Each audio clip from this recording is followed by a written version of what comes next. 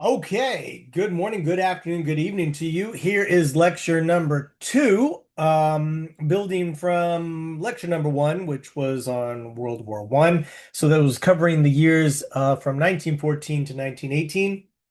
Um, but what I'm going to be talking about with the Russian Revolution is what is going on in the empire of Russia at the time and how it switches from empire into proto-democracy and then full-out revolution, and then it becomes it goes into a civil war, and then there's the Soviet state. So it's like it's a very long process, but once again, caveat, not an expert by any means, but definitely want to be able to give you some of the main players and why exactly, much like World War One, why exactly is the Russian Revolution so crucial? Well, mainly because of all that it will catalyze for the future in terms of large geopolitical issues that are going to happen roughly 50, 60 years later. So, we'll take a look at the main causes of the Russian Revolution, particularly looking at the monarchy, the conditions in Russia, brief history, some of the events that really create that resistance, and some of the ultimate outcomes, of course. And then we'll look at some of the key events, that led up to it, some of the contributing factors. We will also be looking at some of the main players in this. So we're looking at Tsar Nicholas, we're looking at Vladimir Lenin, we're looking at Leon Trotsky, and of course the peasantry, as well as the Soviets, which is basically just the word for council. And then also the consequences and the costs. Okay, so there's a lot of different factors, and of course, if you want, greater expertise, please click on one of these little yellow links here, so you can actually get even deeper into it. But if somebody was to ask you this question at a cocktail party, or maybe you guys are playing a trivia game or something like that, what was the cause of the Russian Revolution? Well, there's actually several. The most probably one of the biggest players in terms of the cause of the Russian Revolution, or what eventually led to people to revolt, is going to be the Romanov dynasty and its leadership for the last 300 years. But the current leader at this moment in Russia is Tsar Nicholas II. Okay, he is part of an extended dynasty that has ruled over the largest region in terms of a landmass in Europe for the last 300 years. And the way that they have ruled is usually through an authoritarian dictatorship where repression is the name of the game. There is not much room for dissent. Dissent is not treated with any sort of understanding or forgiveness. It is merely punishment. And life under the Russian Tsars is extremely harsh and tough. And so Tsar Nicholas is going to be one of the main individuals whom, the Russian people hold accountable, whom they blame for many of their problems, particularly the peasantry, which makes up about 78% of the population in the Empire of Russia at the time. Another major contributing factor to the Russian Revolution was Tsar Nicholas's inability in which to modernize, in which to relinquish power, to abdicate some of his authority and share it with other entities in the country. So the Romanov dynasty is one of the few where there is no other sitting governing body. So if you take a look at the other countries at the time, you have France that has a shared sense of power with as a monarchy. Same thing in England, there's a parliament, right? There are shared authorities in most Western European countries, but not in Russia. Russia is an absolutist monarchy, and they rule with a very iron fist.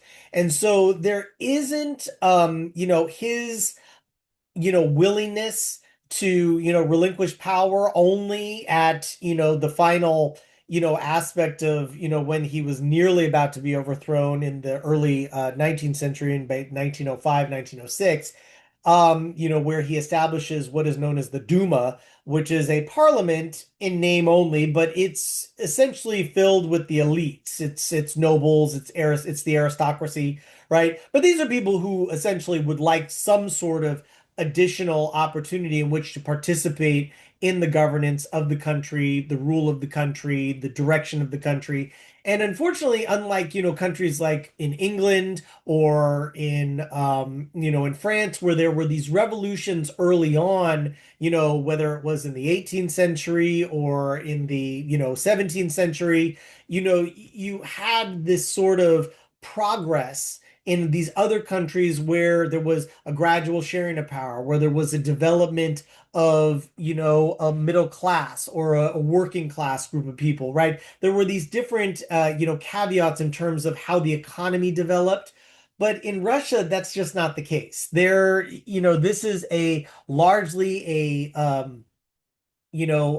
feudal system where the peasantry are, tied to the land.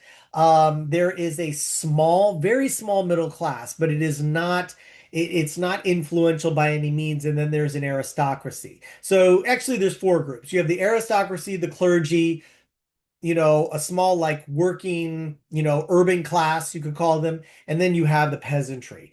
And so, with this system, it's very unstable. And so what the Tsars essentially do for the last 300 years is they learn how to keep the masses in check, which is basically through a system of repression using the military and aspects of fear.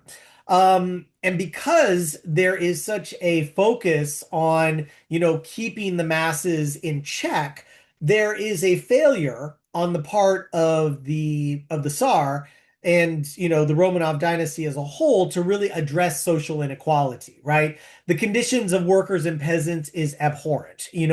People live in extreme, and we're meaning extreme poverty.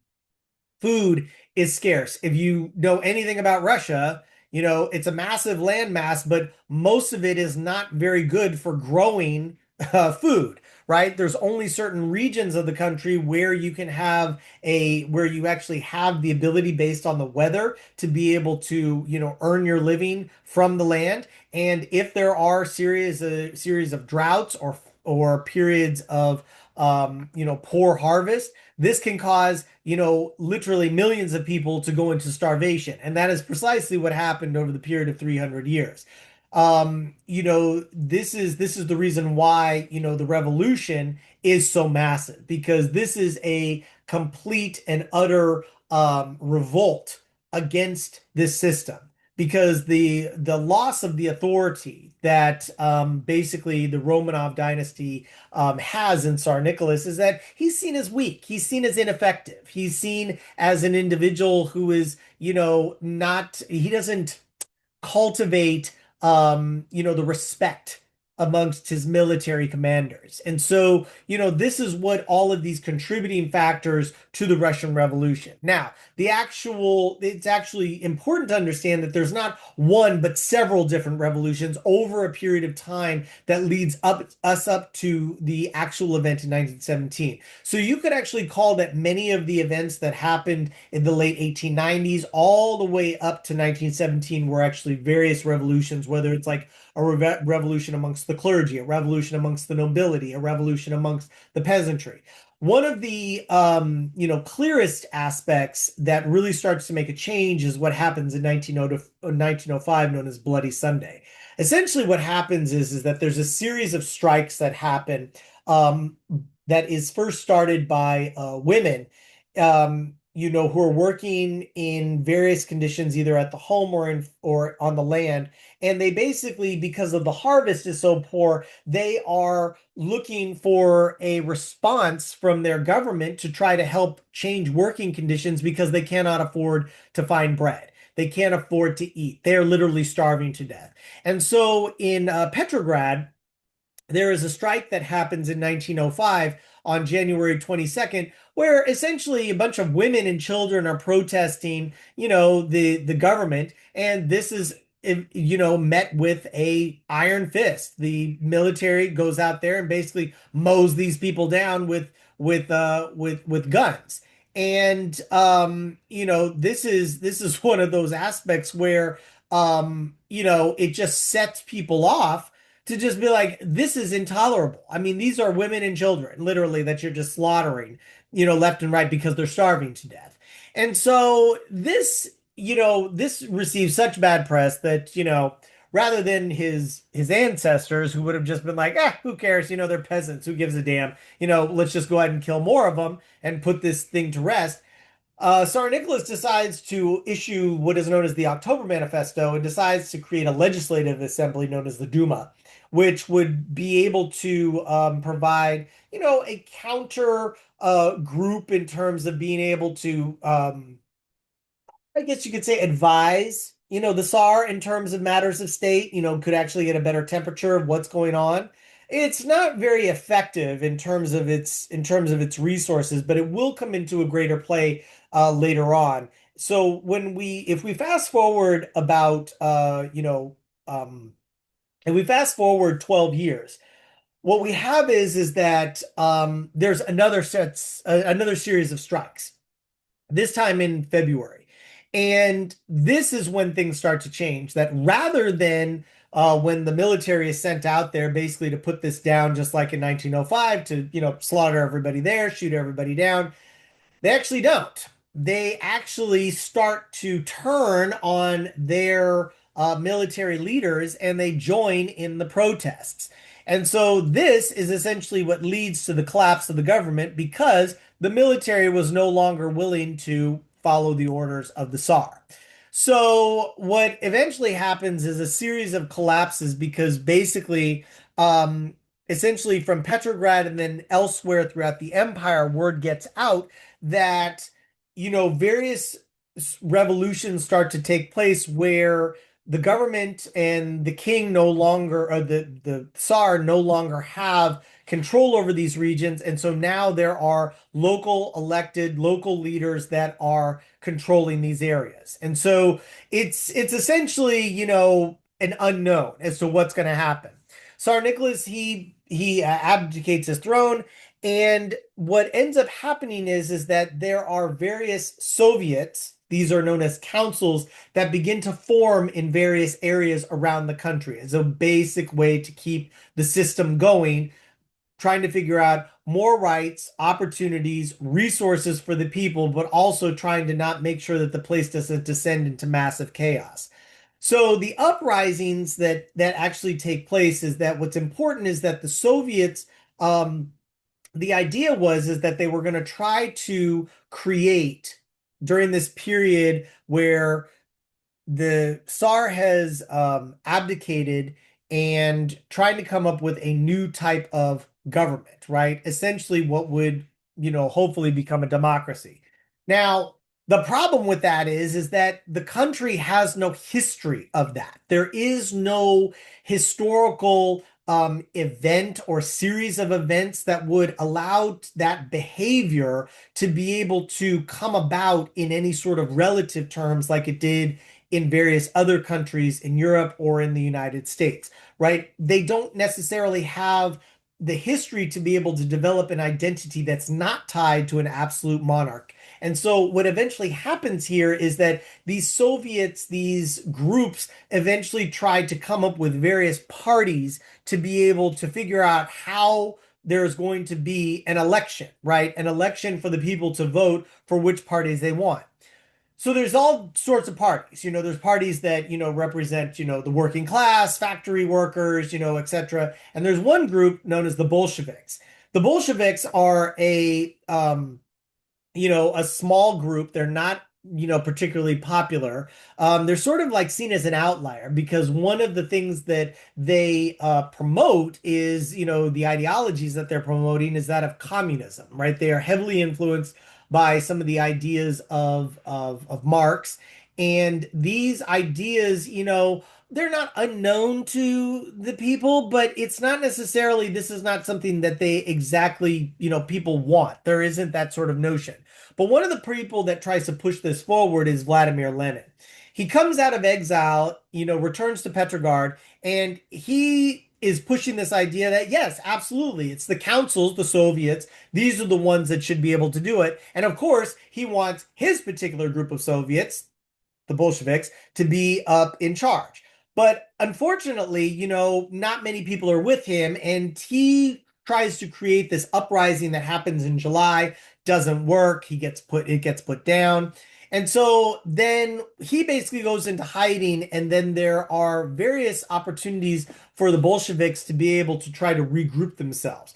One of the key aspects is that Lenin comes up with this notion that you know, we should be able to provide more opportunities for people, right? That the people need to be able to have a greater say in their government. They need to have a greater say in their own economies. Need to have a greater say in their own, opportunities going, in their own direction.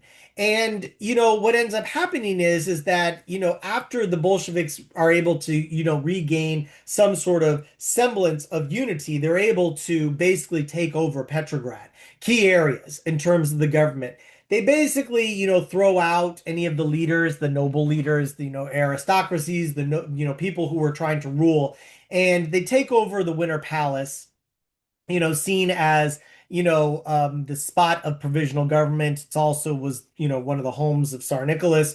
And, what they do is they establish, a Soviet government in Lenin's name, right? As Lenin as the leader.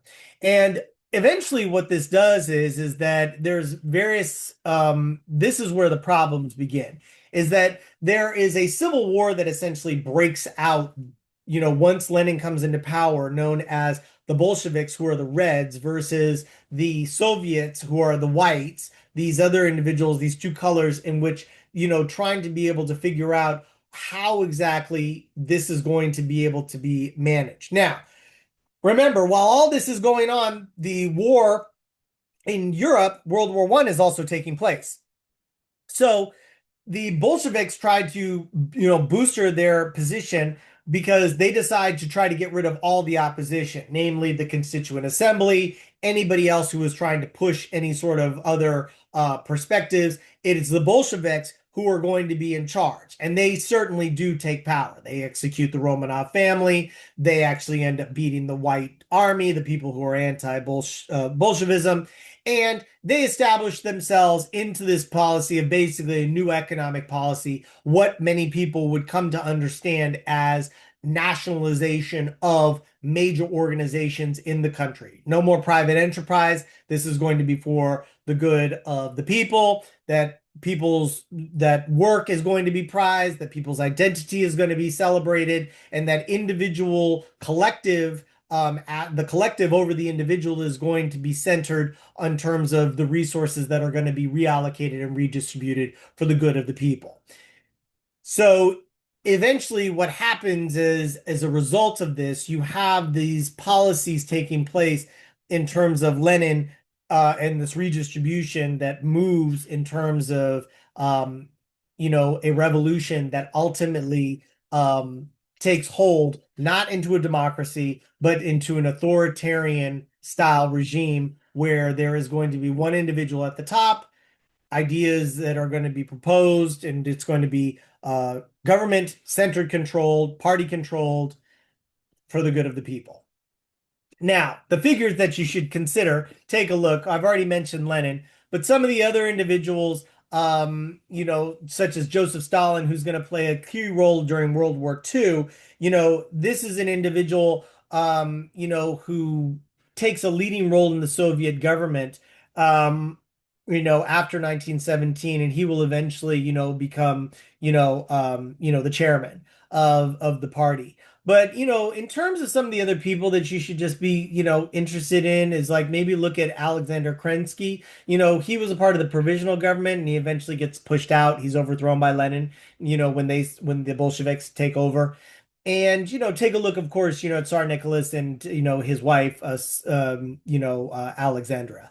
And so, when you take a look at these issues, but what I want to leave you guys with is trying to understand, the impact of this, because what this does is this establishes an ideology as the center of a political and, economic and cultural revolution in the largest country in Europe. And this is crucial for many reasons because it creates a one-party state, highly centralized authority that governs all aspects of people's lives in what we come to be known as the Soviet Union, right? The Union of Councils.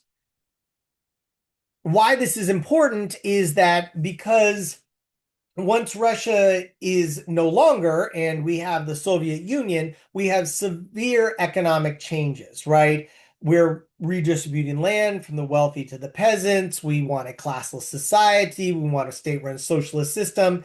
And this eventually, what is going to happen here is that this is going to take on further meaning because what you do not have in a Soviet-centered style government is you don't have multi-party rule. You don't have elections in the sense that you're voting for anyone else but the one party of the state which determines directions in terms of the economy, opportunities, right? Who goes up, who goes down, all of those aspects, which is eventually going to lead to that global impact that we're going to see in terms of World War II with the push back against communism, which is fascism, as well as the pushback against communism and its spread after World War II a when we have a world order that is, headed by two superpowers, the United States and the Soviet Union, vying in terms of a communist-oriented government or free market capitalism government. Okay?